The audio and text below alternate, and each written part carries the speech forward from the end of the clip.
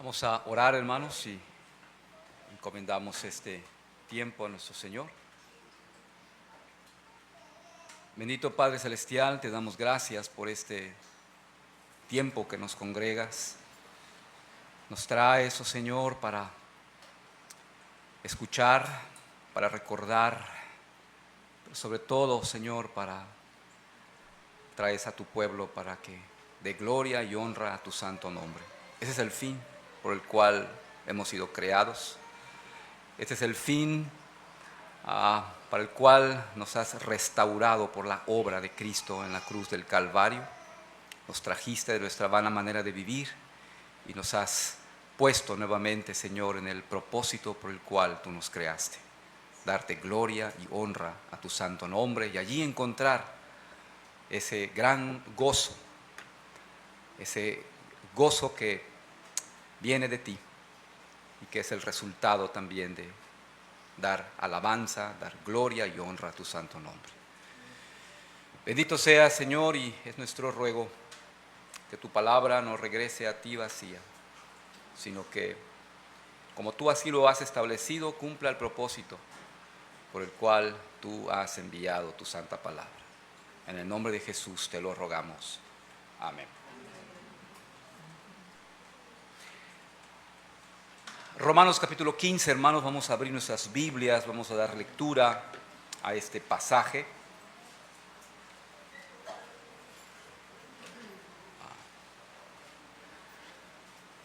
Estos 13 versículos que vamos a leer hoy viene a, de alguna manera, cerrar esta sección que empezó Pablo desde el capítulo 14. Son como 35 versículos. Y sí, nuevamente hoy vamos a hablar de lo que tiene que ver con los fuertes en la fe, los débiles en la fe, el recibirnos los unos a los otros. Por tercera vez lo vuelve a decir Pablo, y tal vez digamos, ya lo sabemos. Bueno, pero si el Señor trajo luz a Pablo para que él escribiera, entonces por tercera vez es necesario escuchar acerca de esto. Romanos 15, del 1 al 13, dice de la siguiente manera: así que los que somos fuertes debemos soportar las flaquezas de los débiles y no agradarnos a nosotros mismos. Cada uno de nosotros agrade a su prójimo en lo que es bueno para edificación. Porque ni aun Cristo se agradó a sí mismo, antes bien, como está escrito, los vituperios de los que te vituperaban cayeron sobre mí. Porque las cosas que se escribieron antes para nuestra enseñanza se escribieron a fin de que por la paciencia y la consolación de las Escrituras tengamos esperanza. Pero el Dios de la paciencia y de la consolación os dé entre vosotros un mismo sentir según Cristo Jesús, para que unánimes a una voz glorifiquéis al Dios y Padre de nuestro Señor Jesucristo.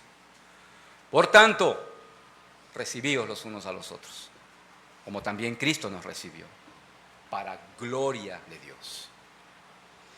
Pues os digo que Cristo Jesús vino a ser siervo de la circuncisión para mostrar la verdad de Dios, para confirmar las promesas hechas a los padres y para que los gentiles glorifiquen a Dios por su misericordia, como está escrito: por tanto yo te confesaré entre los gentiles y cantaré a tu nombre. Y otra vez dice: alegraos gentiles con su pueblo. Y otra vez: alabad al Señor todos los gentiles y magnificadle todos los pueblos. Y otra vez dice Isaías: estará la raíz de Isaí y el que se levantará a regir los gentiles esperarán en él.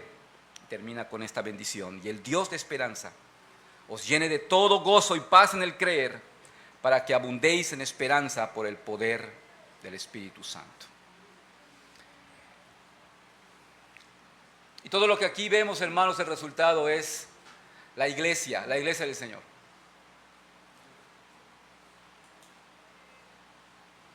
Y el creyente debe vivir agradecido, eternamente agradecido, cuando el Señor ha querido traerlo a ser parte de la comunidad del pueblo de su pacto.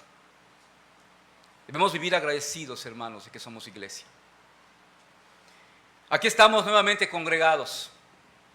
El Señor nos ha traído. Y podemos ver, estudiar la historia de la iglesia. Han pasado tantos años y el Señor sigue preservando su iglesia. La iglesia del Señor, hermanos, si no fuera por la gracia preservando a su iglesia, no hay nada en común entre nosotros. Nos conformamos, la iglesia se conforma de gente de todo tipo, diferentes orígenes, diferentes culturas, diferentes personalidades, diferentes contextos sociales, socioeconómicos, diferentes maneras de pensar. Hay diversidad. Nosotros como iglesia local, somos una pequeña muestra de esa diversidad. Gente de otros países, gente de otros estados. Y aquí estamos. ¿Cómo es que podemos permanecer y seguir juntos si somos tan diferentes? Y más cuando aún seguimos la batalla con nuestra naturaleza pecaminosa que nos inclina a preferir la comunión con aquellos que piensan como nosotros, que sienten como nosotros, que están de acuerdo con las cosas que nosotros estamos de acuerdo. Esa es la tendencia, preferir la comunión con estas personas y rechazar a los que no. Hermanos, la iglesia del Señor depende de Él. Es Él quien la preserva. Puede ser que hoy en día te sientes tal vez desanimado, desilusionado, enojado, contrariado, indignado con algún hermano de la iglesia porque no vive la fe como estás convencido que se debería vivir. Cabe la posibilidad de que hayas llegado a juzgar a tu hermano porque a tus ojos no pasa nada con él en su vida espiritual. No habla, como debe hablar un cristiano. No hace esto, no hace aquello, no hace lo que un cristiano debe hacer, pero sigue asistiendo a la iglesia. ¿A qué viene si no cambia? Los creyentes pueden ser débiles o fuertes en la fe. Y si son creyentes, es porque Cristo los ha recibido, como a ti también te ha recibido. Con todas nuestras flaquezas, con todas nuestras debilidades. Y sabes, sigue haciendo su gran obra de conformar una iglesia santa, sin mancha ni cosa que se le parezca a esto. Como nos dimos cuenta, Pablo sigue hablando de esta tendencia a juzgar a otros cristianos sin importancia, como hemos venido predicando en estos 2 últimos domingos. Y continúa su llamado, como hemos visto, a no juzgar o menospreciar al hermano que no piensa como nosotros en esos asuntos que no son esenciales. En nuestro pasaje de hoy se deja ver que la unidad de la iglesia de Roma estaba afectada.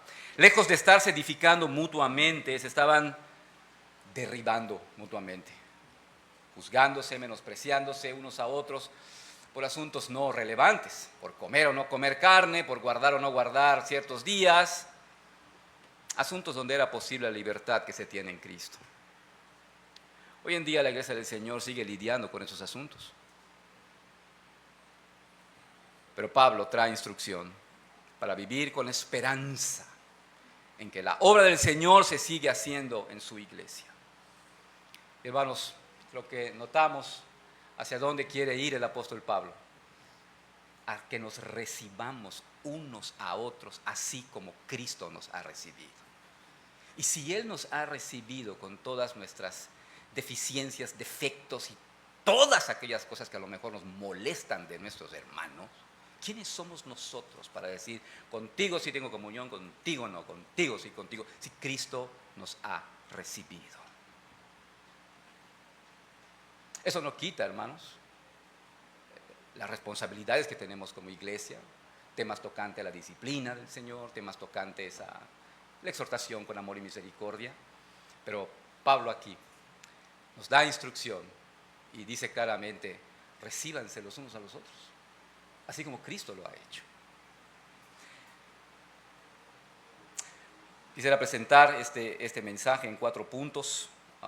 He organizado esta predicación de estos 13 versículos que Pablo expone, y los he organizado en 4 lecciones que quisiera exponer a partir de este texto. En primer lugar, hermanos, en este llamado a la unidad que tenemos como iglesia. Primer principio que quisiera exponer, que veo aquí de la palabra de Dios, es que para soportarnos en nuestras debilidades, porque la comunidad se conforma de creyentes fuertes en la fe, débiles en la fe, como aquí Pablo expone, y para soportarnos en nuestras debilidades, Cristo ha de ser nuestro ejemplo. Así arranca el versículo 1. Los que somos fuertes debemos soportar las flaquezas de los débiles y no agradarnos a nosotros mismos.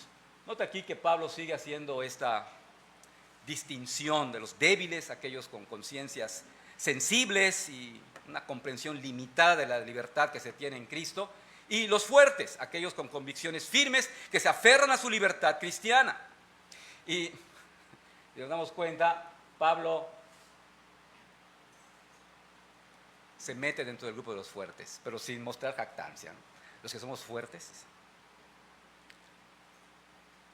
Esta frase, debemos soportar las flaquezas de los débiles, refiere a llevar una carga, no un mero tolerar las flaquezas. Tampoco es participar en las flaquezas, sino usa aquí el término soportar. Ahora, el sentido de esta palabra es similar a la de Gálatas 6:2, donde Pablo exhorta a los creyentes a sobrellevar las cargas los unos de los otros. Pablo está exhortando a los fuertes a asumir voluntaria y amorosamente la carga que llevan estos creyentes débiles y ayudarlos en sus carencias, mostrar empatía, abstenerse a criticarlos o juzgarlos. Pablo agrega, y no agradarnos a nosotros mismos. Esto es un llamado a no centrarse solamente en tu propia convicción de entendimiento doctrinal. Y sabemos, ¿verdad?, en el contexto en el que escribe Pablo, tiene que ver con comer esa carne prohibida, no sabían cuál era su origen. Recuerden que mucha de la carne que se vendía en ese tiempo era lo que se había sacrificado a los ídolos. Es en ese contexto que Pablo está escribiendo, y de esta manera pues se afligían a los hermanos débiles, más débiles, y la paz se quebraba. Los cristianos más fuertes, dice Pablo, deben renunciar al uso de su libertad cristiana en asuntos indiferentes, cuando no puedan ejercerla sin ofender. Pablo agrega, cada uno de nosotros agrade a su prójimo en lo que es bueno para edificación. Aquí el término prójimo, aunque, ¿verdad?, sabemos que puede puede tener un sentido más amplio, como Jesús habló allá en Lucas con el tema del buen samaritano. Aquí Pablo se está refiriendo específicamente con el término prójimo a los miembros de la iglesia. El asunto que se estaba enfrentando era dentro de la comunión de la iglesia. Ahora, puede resultar un tanto extraño, hermanos, este llamado a agradar al prójimo, y tal vez a algunos nos pueda resultar extraño que Pablo está diciendo esto, ya que en su carta a los Gálatas, por ejemplo, Pablo escribió, ¿busco ahora el favor de los hombres o el de Dios, o trato de agradar a los hombres? Pues si todavía agradara a los hombres, no sería siervo de Cristo. También en Tesalonicenses, en su carta, él escribió, fuimos aprobados por Dios para que se nos confiase el evangelio, así hablamos, no como para agradar a los hombres, sino a Dios.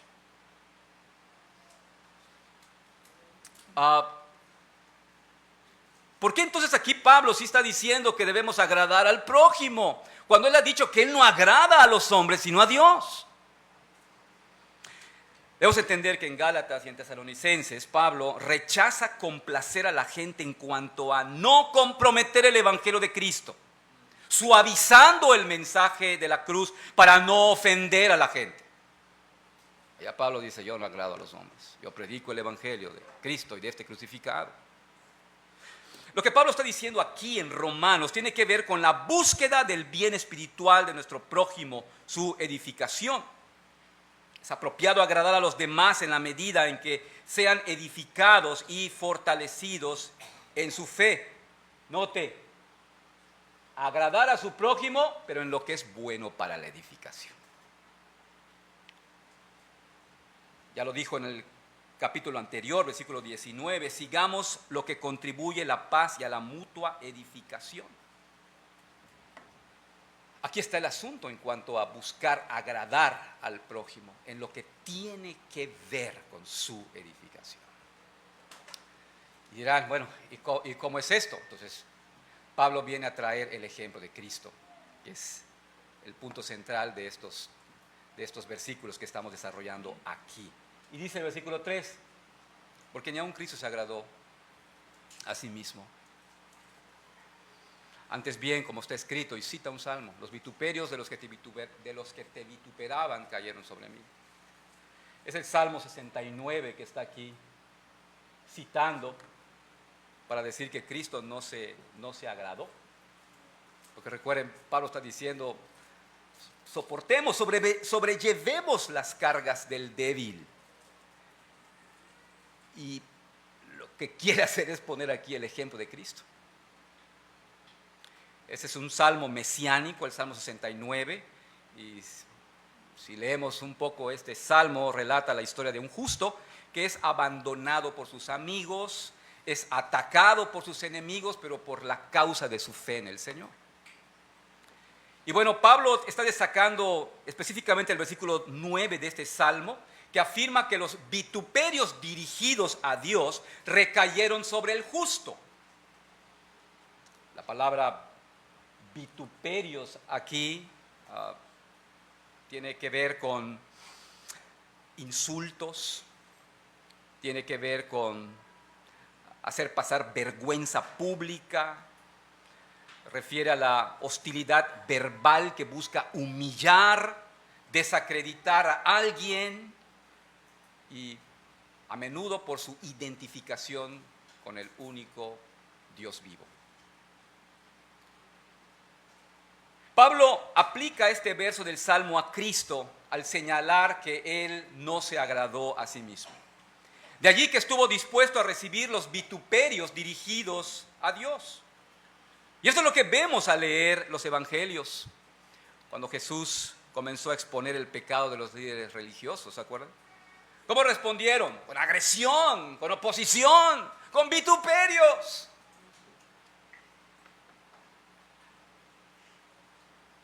Los judíos lo llamaron hijo de fornicación, ¿se acuerdan? Es un vituperio. Cuando les habló a los judíos de la gracia de Dios, cómo Dios había derramado su gracia a los gentiles, ¿se acuerdan? Citando a aquella viuda gentil de Sarepta en los días de Elías. También citando a Naamán, el sirio, cuando habían tantos leprosos allá, Dios quiso sanar a este sirio gentil. Y cuando Jesús les habla de esto, de la gracia del Señor a los judíos para mostrarles qué gran Dios tenemos, ¿qué hicieron estos líderes judíos? Se llenaron de ira, dice el texto, y lo llevaron a la cima del monte donde se asentaba la ciudad con la intención de arrojarlo al precipicio. Cuando liberó a los que estaban endemoniados, los líderes religiosos, lejos de exaltar a Dios, lo acusaron de que por el poder de Belcebú lo hacía.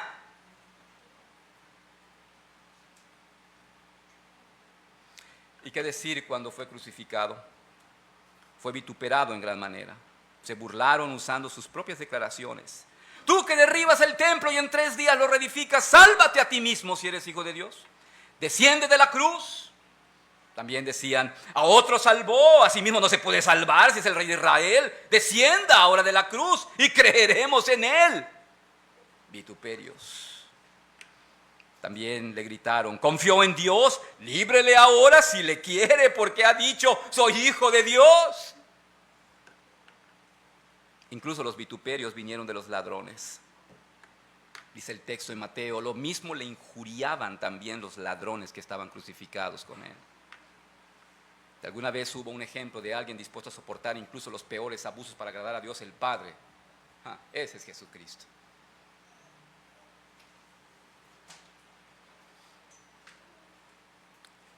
El comentarista de hace mucho tiempo, Juan Crisóstomo, en su homilía sobre la carta a los romanos, él dijo algo interesante. Dice, Jesús tenía poder para no haber sido vituperado. Tenía el poder para no haber sufrido lo que sufrió si hubiera tenido la intención de velar por sus propios intereses.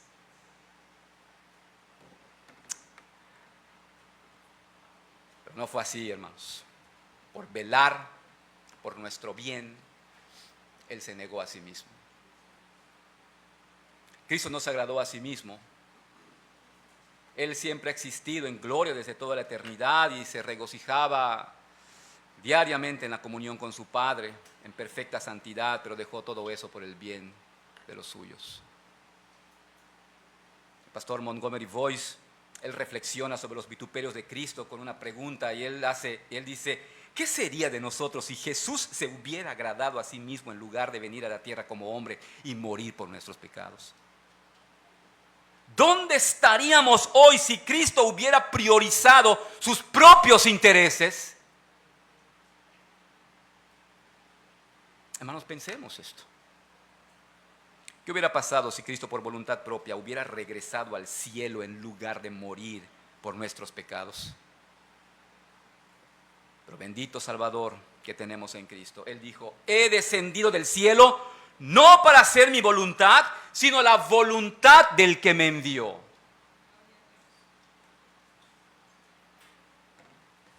Para Pablo, el ejemplo de Cristo tenía un inmenso poder. Y Pablo lo cita para hacer luego un llamado a los fuertes a poner su propio sufrimiento en perspectiva, como el abstenerse ocasionalmente de comer carne o beber vino, o la observancia de un día religioso especial. No debería parecer una carga excesiva en comparación con lo que Cristo tuvo que sufrir por el bien de los demás. Pablo apela implícitamente a Jesús dándose a sí mismo en servicio a los demás como un modelo a imitar. Filipenses capítulo 2 dice, haya pues en vosotros este sentir que hubo también en Cristo Jesús. Siempre en ese capítulo 2 de Filipenses, antes de esto, él escribió, nada hagáis por contienda o por vanagloria. Antes bien, con humildad, estimando cada uno a los demás como superiores al mismo. No se trata nada más del mero soportar el capricho de los débiles. Hay algo mucho más grande en eso, hermanos. Y Pablo pone a Cristo como el supremo ejemplo. En nuestra convivencia como iglesia, nuestro llamado es seguir el ejemplo de Cristo, quien soportó lo peor que los hombres pudieron hacerle para agradar a su Padre y obtener nuestra salvación. Cristo Jesús cargó con los insultos dirigidos contra Dios porque vivió para la gloria y la honra de Dios. Hermanos, Cristo es nuestro ejemplo de vida. Él es nuestro Salvador y a Él seguimos. Cuando nos llamamos discípulos de Jesús, a Él seguimos. Aquel que cargó con los insultos, los vituperios dirigidos contra Dios. Y hermanos, para seguir su ejemplo debemos estar cerca de Él, mediante el estudio de su palabra, buscando día a día una comunión íntima con Él. Hermanos, somos llamados a pasar por alto las muchas maneras en que otros cristianos difieren de nosotros. Y enfoquémonos en edificarlos y crecer con ellos en la vida cristiana. Para soportarnos en nuestras debilidades, hermanos, Cristo ha de ser nuestro ejemplo, no otro. Cristo Jesús. Como está escrito, los vituperios de los que te vituperaban cayeron sobre mí, porque Él no se agradó a sí mismo. Buscó el bien de los suyos, salvarlos, redimirlos de la condenación. Después que Pablo expone esta cita del Salmo 69, como que hace un paréntesis en su argumentación y como que busca profundizar sobre la escritura que recién ha citado. Y a lo mejor podemos ver, bueno, cómo casa este versículo 4 aquí. Pero sigamos el flujo de su pensamiento. Él quiere enfatizar algo sobre la escritura con la cual está probando el ejemplo de Cristo como ejemplo supremo. Y viene el versículo 4. Y bueno, aquí tenemos una siguiente lección. Para perseverar en la fe, con esperanza, las escrituras han de ser la fuente de nuestra instrucción. Dice así: porque las cosas que se escribieron antes, para nuestra enseñanza se escribieron. ¿A fin de qué? Por la paciencia y la consolación que trae las escrituras, tengamos esperanza. Pablo siente necesidad de hablar un poco más de la naturaleza de las escrituras a raíz del salmo que acaba de citar, porque él está probando sus afirmaciones citando las escrituras. Y bueno, él dice, primeramente, fueron escritas ¿para qué? Para nuestra enseñanza. Toda la escritura lo es. No hay nada que podamos decir, esto no, esto sí, esto no, esto sí. Toda la escritura lo es. Pablo dijo a Timoteo que toda escritura es inspirada por Dios y útil para enseñar, para reprender, para corregir y para instruir en justicia, a fin de que el siervo de Dios esté enteramente capacitado para toda buena obra. Toda la escritura lo es. El teólogo Juan Calvino escribe sobre esto: sería injuriar al Espíritu Santo creer que él haya podido enseñar alguna cosa innecesaria. Y agrega: todo cuanto se nos enseña en ellas tiende a hacernos progresar en el temor a Dios. Necesitamos la Biblia para que seamos instruidos y para que nuestra mente y corazón sean transformados.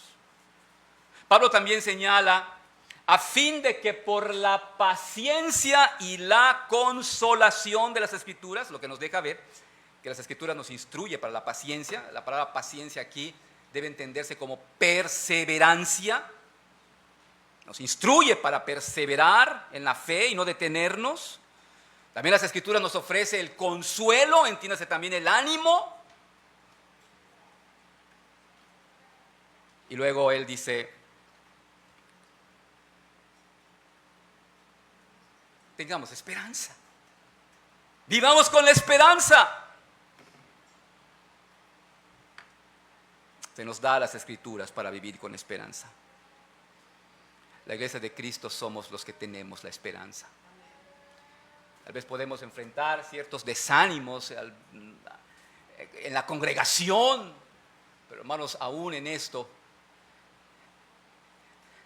Dios quiere llevarnos a crecer y para eso nos ha dado las Escrituras, para que allí encontremos la instrucción para perseverar, para ser consolados, para ser animados, a fin de que podamos vivir en esperanza.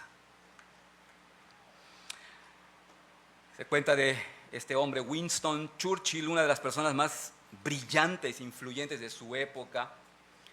Se dice que sus últimas palabras fueron: no hay esperanza. ¡Qué terrible final! El cristiano sí que la tiene. Es una esperanza sólida que tenemos en Jesucristo.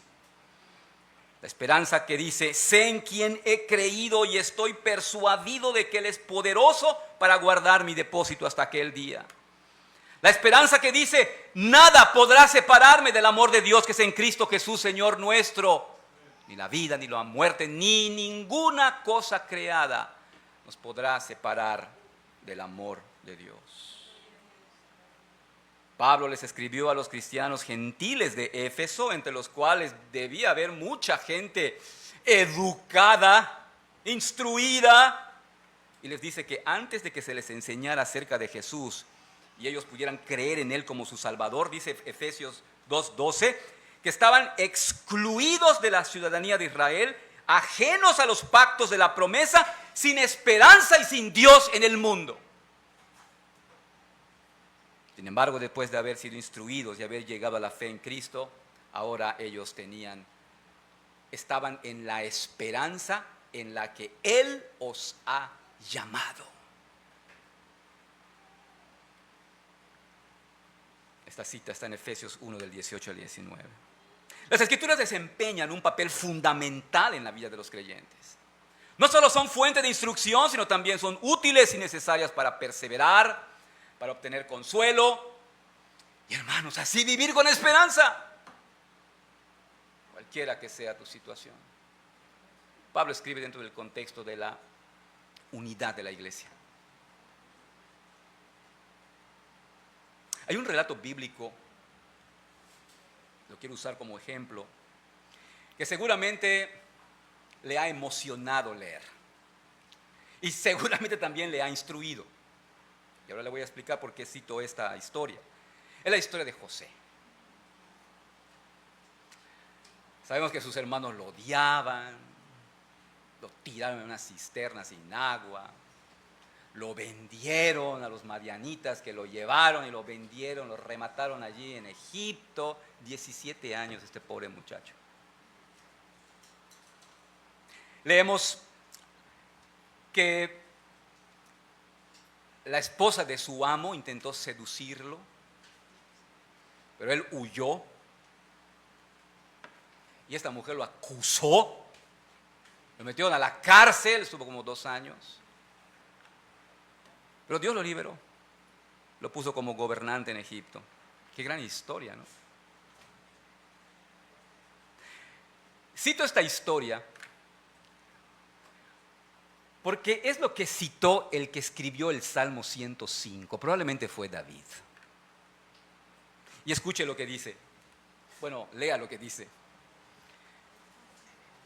Es uno de los casos que cita el Salmo. Dice, trajo hambre sobre la tierra y quebrantó todo sustento de pan. Envió un varón delante de ellos, a José, quien fue vendido por siervo. Afligieron sus pies con grillos, en cárcel fue puesta su persona, hasta la hora que se cumplió su palabra. El dicho de Jehová le probó, envió el rey, le soltó. El Señor a los pueblos le dejó libre, lo puso por señor de su casa y por gobernador de todas sus posesiones, para que reprimiera a sus grandes como él quisiese y a sus ancianos enseñara sabiduría. Es muy probable que este salmista estaba enfrentando un tiempo de dificultad, de aflicción. Estaba en un tiempo en necesidad de instrucción, de ánimo, de esperanza. ¿Y sabe dónde lo halló? En las Escrituras, en la historia de José. De manera que su salmo lo arranca diciendo, alabad a Jehová, invocad su nombre, dad a conocer sus obras en los pueblos. Y luego dice, alégrese el corazón de los que buscan a Jehová. Porque las Escrituras fueron dadas para nuestra instrucción, nuestra perseverancia, nuestro consuelo, a fin de que vivamos en esperanza.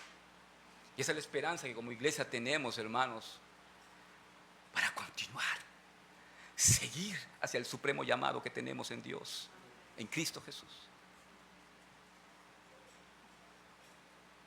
Este escritor sabía que todo lo que fue escrito en el pasado fue escrito para nuestra enseñanza. Isaías 55:11 dice, así será mi palabra que sale de mi boca, no volverá a mí vacía, sino que hará lo que yo quiero y será prosperada en aquello para que la envié. Otros libros podrán instruirnos e incluso animarnos, pero solo la Biblia nos da una base sólida para la esperanza. Ella habla con plena autoridad sobre lo que Dios hizo para salvarnos del pecado y darnos vida eterna. Hermanos, caminemos firmemente convencidos con las Escrituras que se nos fue dada para nuestra instrucción, para nuestra perseverancia, para nuestro consuelo, a fin de que podamos vivir en esperanza. Pablo avanza y ahora en los siguientes versículos, Pablo ora.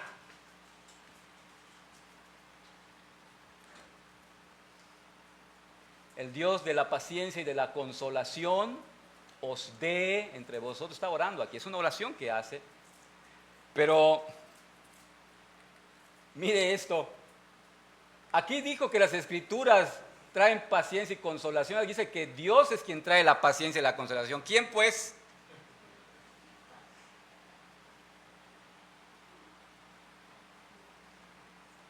Hermanos, Dios es la fuente de la paciencia y la consolación y obra a través de las Escrituras, que es su palabra.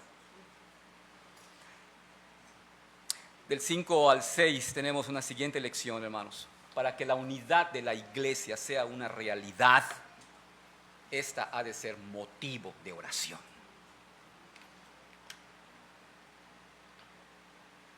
Pero el Dios de la paciencia y de la consolación os dé entre vosotros un mismo sentir según Cristo Jesús, para que unánimes, a una voz, glorifiquéis al Dios y Padre de nuestro Señor Jesucristo. Pablo aquí ora al Señor, clama al Señor por armonía y la unidad entre los creyentes. Si bien, hermanos, los creyentes deben esforzarse por vivir en unidad, la unidad no es un logro humano, es un don de Dios. Por eso dice acá, os dé entre vosotros. Es Dios quien lo da. El Dios de la paciencia y de la consolación os dé. La unidad de la iglesia no se logra cuando los débiles y los fuertes deciden poner fin a sus exigencias. La unidad de la iglesia solo Dios puede traerla. La unidad de la iglesia ha de ser motivo constante de oración. Que os dé un mismo sentir según Cristo Jesús. A propósito de nuestra unidad, hermanos, aquí en el verso 6, Pablo continúa su oración y dice, para que unánimes, a una voz, ¿qué? Glorifiquéis a quién. Hermanos, este es el fin último. Está aquí, unánimes a una voz. No. Glorifiquéis al Dios y Padre de nuestro Señor Jesucristo. El propósito de nuestra unidad no es que la iglesia sea un lugar agradable y libre de problemas, sino glorificar a Dios. Para eso se nos da la unidad. Es la unidad del Espíritu, que somos llamados a guardar solícitamente, dice Pablo en Efesios. Esto sucede cuando los cristianos tienen un mismo sentir según Cristo Jesús. Y esto lo da el Señor. Unánimes a una voz, es decir, en unidad, sirven y adoran al Señor. Dios no es glorificado si una comunidad de creyentes está fracturada por divisiones. La unidad de la iglesia ha de ser motivo constante de oración. Que el Dios de la paciencia y de la consolación nos dé un mismo sentir según Cristo Jesús, para que unánimes a una voz en unidad vivamos dando gloria al Dios y Padre de nuestro Señor Jesucristo. En la Biblia, hermanos, podemos ver que se usan imágenes interesantes para describir la naturaleza de la iglesia. Una de estas es la familia, la imagen de la familia. Los creyentes en Cristo pertenecemos a la familia de Dios. Por eso nos llamamos hermanos y hermanas. Dios es nuestro Padre. Amada iglesia, debemos saber que es Dios quien elige a sus hijos. Nosotros no tenemos voz ni voto en esto. Por lo tanto, no nos corresponde a nosotros decirle a Dios a quién sí quiero en mi comunión y a quién no quiero en mi comunión. Orar diciendo, Padre, yo no soporto a este hermano, llévatelo a la iglesia bautista de aquí enfrente.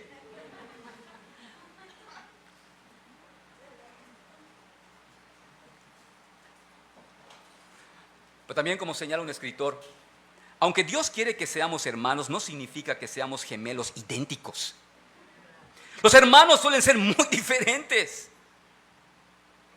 Otra imagen que se usa para describir a la iglesia es un cuerpo. La iglesia somos el cuerpo de Cristo. En 1 Corintios, Pablo describe las diferentes maneras como funcionan las partes del cuerpo y cómo cada una de estas es necesaria, ¿no? Dice, el ojo no puede decir a la mano, no te necesito, ni la cabeza puede decir a los pies, no los necesito. Eso significa, hermanos, que los débiles necesitan a los fuertes y los fuertes necesitan a los débiles en la congregación. ¿Y qué tenemos que hacer ante esta gran diversidad entre débiles y fuertes, lo que hizo Pablo: oremos para que el Dios de la paciencia y de la consolación nos dé un mismo sentir según Cristo Jesús, para que unánimes a una voz glorifiquen al Dios y Padre de nuestro Señor Jesucristo. Venga a orar, hermanos. Dios nos llama a la oración privada como también a la oración corporativa. A propósito, todos los miércoles a las 7:30 la iglesia es convocada para reunirse a orar. Pablo avanza y tenemos una cuarta lección aquí. Porque dice acá: recibíos los unos a los otros. Por tanto, recibíos los unos a los otros. Mire, así empezó el capítulo 14, porque es toda una sección, 35 versículos, está hablando de esto. Con esto empezó: recibid al débil en la fe, pero no para contender sobre opiniones. Luego en el versículo 3 de 14 dijo: el que come no menosprecia al que no come, y el que no come no juzgue al que no come, porque Dios le ha recibido. Y ahora acá dice: por tanto, recibíos los unos a los otros, como también Cristo nos recibió. Y agrega: para la gloria de Dios. De aquí viene nuestra cuarto principio: para una correcta disposición para recibirnos los unos a los otros, la aceptación que Cristo ha hecho de nosotros ha de ser la razón para hacerlo.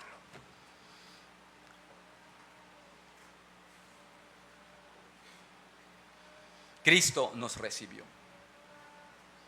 A pesar de nuestra rebeldía hacia Él, Cristo nos recibió.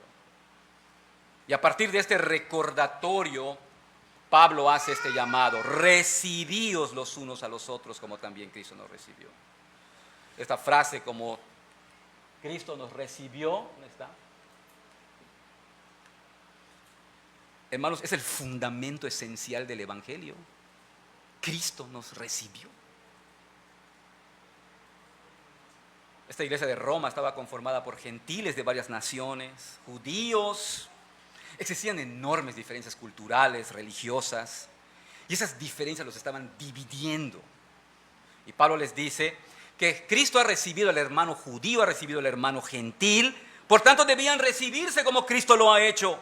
Cristo nos recibe con gracia y misericordia. Si Cristo nos hubiera tratado como merecíamos, nos habría condenado, pero no fue así. La razón de que Cristo nos ha recibido es la razón para recibirnos los unos a los otros. Pablo agrega, note: para la gloria de Dios. Dar gloria a Dios es la razón para recibirnos los unos a los otros. El comentarista Leon Morris dice: la gloria de Dios se manifestó cuando Cristo nos recibió a nosotros, pecadores. Y agrega: se realza aún más cuando nosotros, que por naturaleza somos pecadores y estamos absortos en nuestras propias preocupaciones, recibimos a nuestros hermanos y hermanas en Cristo con calidez y amor. La iglesia desde el principio estuvo compuesta por judíos, gentiles, esclavos, libres, griegos, romanos, negros, blancos, ricos, pobres. Recordemos aquella iglesia de Antioquía, la que apoyó a Pablo en sus viajes misioneros. En Hechos 13:1 vemos la diversidad étnica que tenían sus líderes. Voy a leer este versículo: Bernabé, Simón, el que se llamaba Níger, negro; Lucio de Cirene; Manaén, el que se había criado junto con Herodes el tetrarca; Saulo. Vemos una iglesia diversa, pero fructífera. Se aceptaban porque de seguro tenían claro que Cristo los había recibido y aceptado aún siendo pecadores. Y debían entonces aceptar a aquellos por quienes Jesús también había muerto. Pablo agrega más de cómo Cristo recibió a los judíos. Dice: pues os digo que Cristo, Jesús, vino a ser siervo de la circuncisión. Circuncisión aquí, hermanos, es una referencia a los judíos. O sea, Cristo vino como siervo a los judíos, como su Mesías, como el hijo de David prometido por Dios.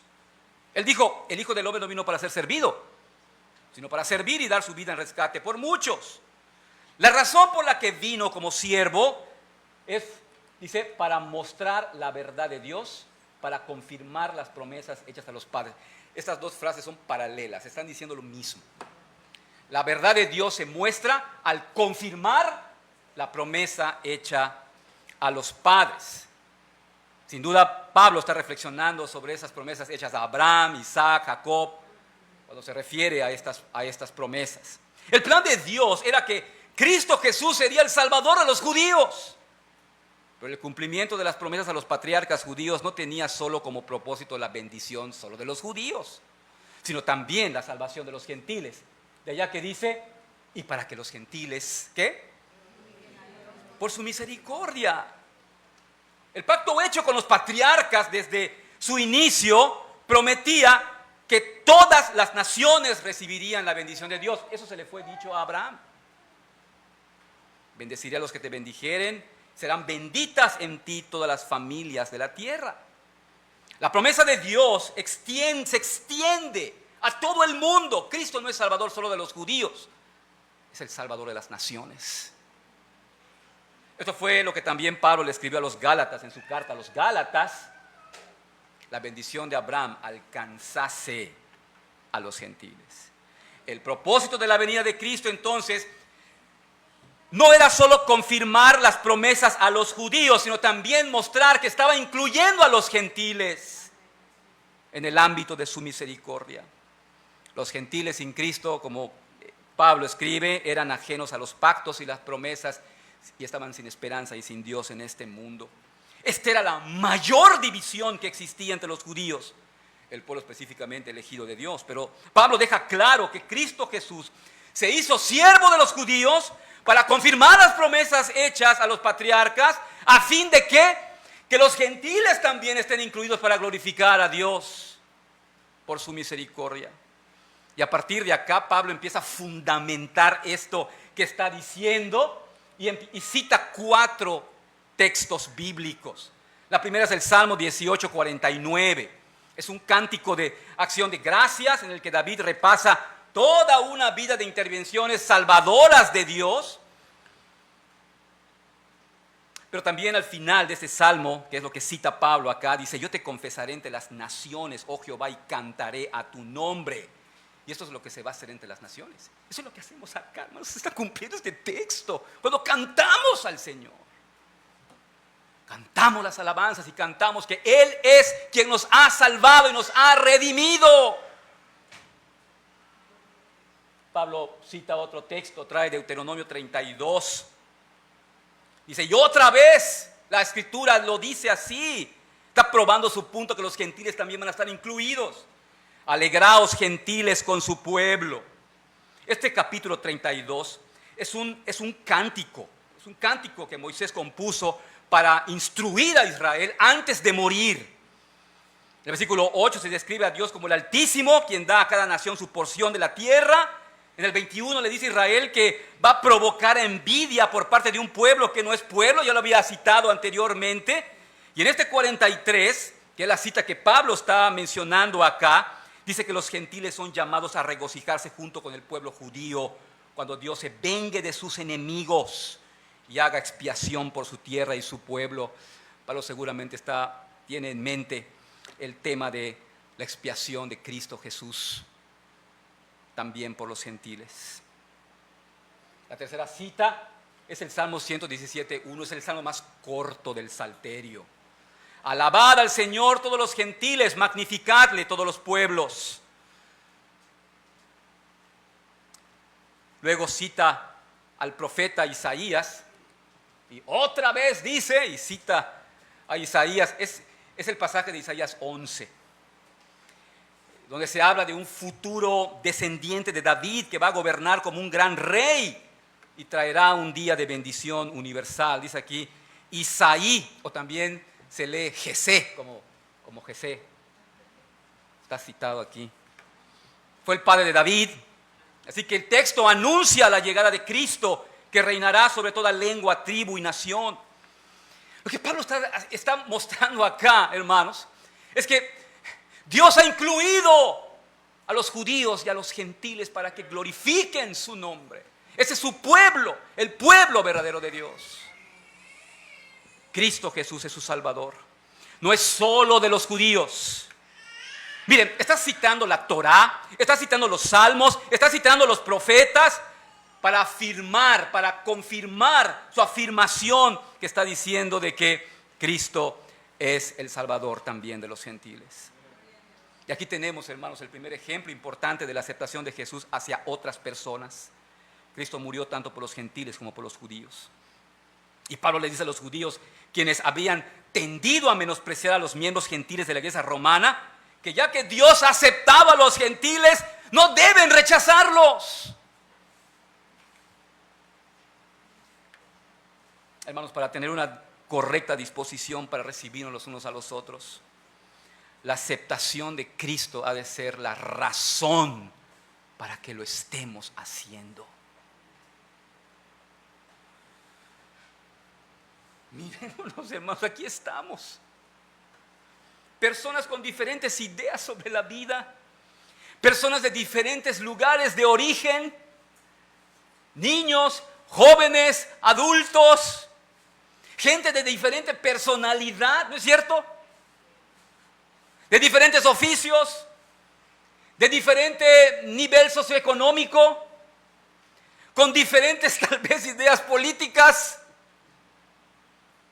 Hermanos, nunca nos habríamos reunido de forma natural y formar parte de esta comunidad llamada iglesia.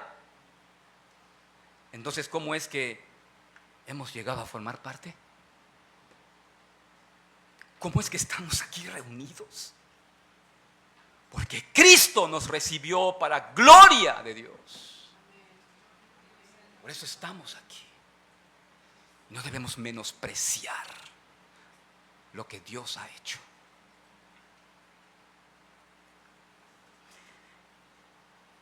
Es el Evangelio, es Cristo Jesús, el vínculo que une a personas tan diversas. Y esto trae gloria a Dios. Cuando el mundo mira a la iglesia y ve que viven juntos en armonía, y esto es por el vínculo que tienen, Cristo los ha recibido para la gloria de Dios. El pastor Ligon Duncan comenta, a veces se piensa que para glorificar a Dios hay que realizar alguna hazaña espectacular. Pero pensemos en esto, glorificamos a Dios cuando nos aceptamos mutuamente porque Cristo lo glorificó al aceptarnos. Glorificamos a Dios al aceptar hermanos en el Señor que son diferentes a nosotros. Hermanos, somos llamados a construir una comunidad de discípulos de Cristo que vivan para la gloria de Dios, pero no sobre la base de nuestras preferencias, gustos, niveles económicos, sino en la aceptación de Jesucristo. Recibíos los unos a los otros como también Cristo nos recibió para gloria de Dios. Pablo cierra con una bendición pastoral. El Dios de esperanza os llene de todo gozo y paz en el creer, para que abundéis en esperanza por el poder del Espíritu Santo. La palabra clave aquí es esperanza. Empieza con esperanza y termina con esperanza. Y Pablo vincula la esperanza con Dios, el Dios de la esperanza. Dios es la fuente de la esperanza del creyente. Pablo señaló, ya lo dije en Efesios 2, que estar sin Cristo es estar sin esperanza y sin Dios en este mundo. Pero estar en Cristo es tener esperanza. Si pones tu esperanza en otras personas, te van a decepcionar. Si pones tu esperanza en la riqueza, se van a esfumar. Si en la salud, algún día te va a fallar. Si en tu trabajo, puedes perderlo. El que tiene su esperanza en Dios y confía en Dios, como se ha revelado en Jesucristo, puede mantenerse firme en cualquier circunstancia. Es lo que Pablo decía, como entristecidos, mas siempre gozosos, como pobres, mas enriqueciendo a muchos, como no teniendo nada, mas poseyéndolo todo. Y aquí Pablo dice, el Dios de la esperanza les llene ¿de qué?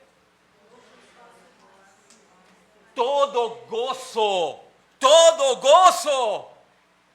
Que la iglesia viva llena de gozo en medio de la diversidad, en medio tal vez de roces que puedan existir.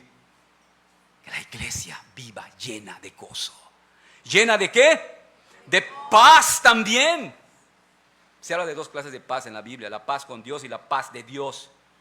Quienes por naturaleza están en guerra con Dios pueden encontrar la paz con Dios mediante la cruz de Cristo. Pero aquí se refiere a esa paz que Dios da para que la iglesia viva en unidad. Cristo dijo, mi paz os dejo, mi paz os doy. Pablo agrega, en el creer, es importante la fe, que también viene de Dios. Y luego dice, ¿para qué? ¿Para qué deben estar llenos? Para que abundéis en esperanza. Y qué importante es esto, hermanos, para la unidad de la iglesia. Tal vez la has perdido, tal vez vives desilusionado, tal vez vives contrariado, indignado. Pero que el Dios de la esperanza te llene de gozo, paz en el creer, para que vivamos con esperanza en el poder del Espíritu Santo. Pablo usa la palabra dinamis, un poder que hace que las cosas sucedan. Es el poder de Dios mediante su Espíritu Santo. Y al terminar con una referencia al poder del Espíritu Santo, la oración de Pablo comienza y termina con Dios. Y así es todo, todo comienza y termina con Dios. ¿Crees porque Él obró la fe en ti y la sostiene en ti por el poder de su Espíritu? Él hace esto para que puedas vivir para su gloria, ahora y para siempre. Hermanos, abandonados a nosotros mismos, nada podemos hacer. Incluso como personas salvadas caeríamos ante la primera tentación o el primer ataque de Satanás. Pero porque Dios está con nosotros, podemos estar firmes y ser vencedores. Vaya que los cristianos tienen esperanza al estar en Cristo. Este es nuestro mensaje. Esto es lo que somos llamados a predicar. Es el consejo que le tienes que dar a tu hermano cuando viene a quejarse de que en la iglesia no hay esto, que no se hace esto. Ese es el mensaje. Que el Dios de esperanza te llene de gozo y de paz en el creer, para que abundéis en esperanza, en el poder del Espíritu Santo.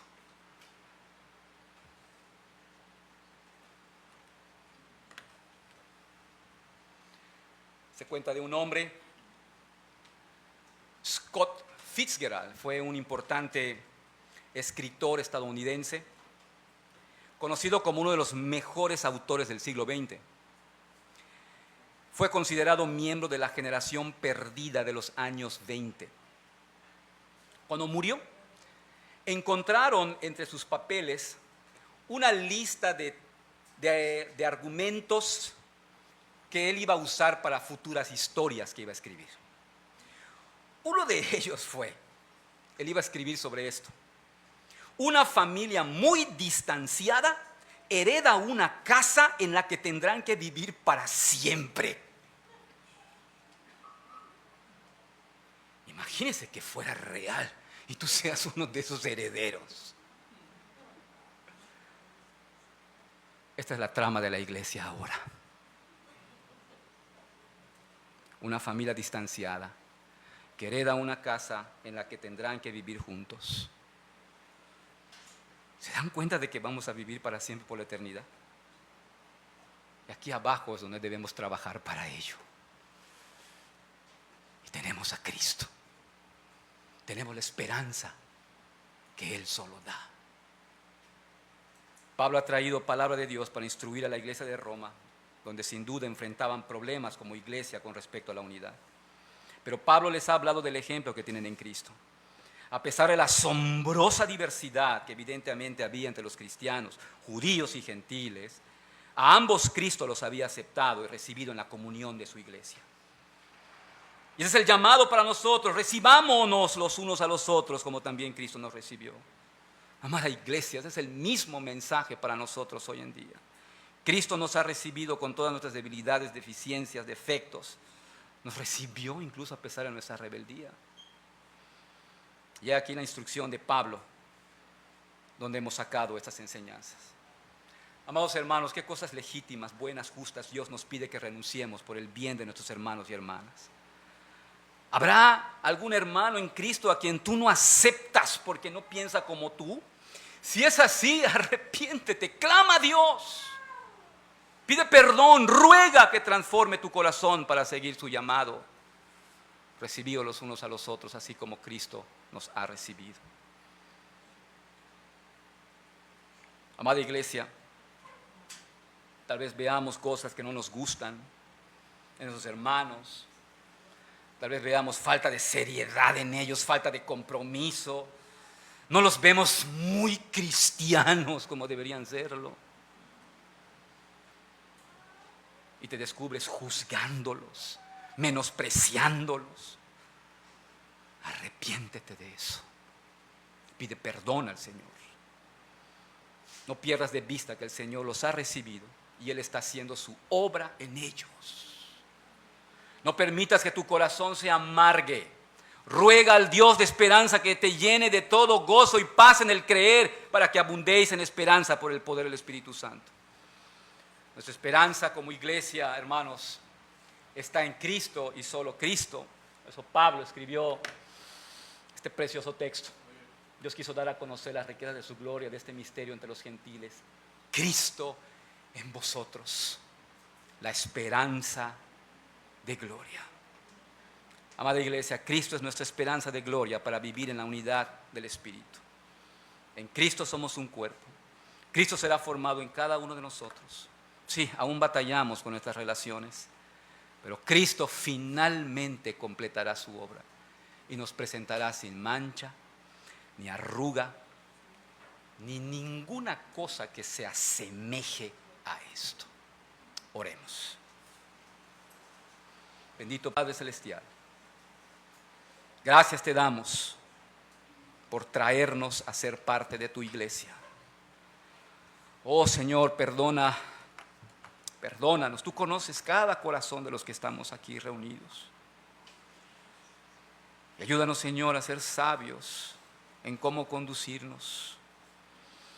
Rogamos tu sabiduría. Tu palabra dice: el que tiene falta de sabiduría, que te la pida a ti, porque tú das a todos abundantemente y lo das sin reproche.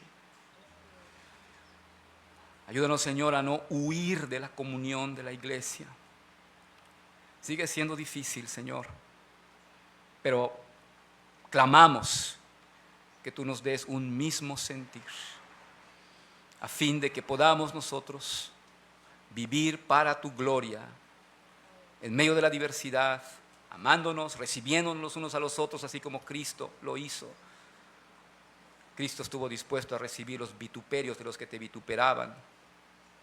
Cristo estuvo dispuesto a recibirnos tal cual como nos halló en la miseria de nuestras vidas en pecado. Y va haciendo su obra y la va a completar.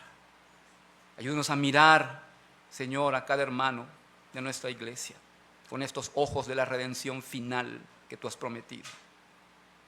Ayúdanos, Señor, a poder ser sabios cuando hay que confrontarnos, hacerlo con amor y hacerlo con esperanza.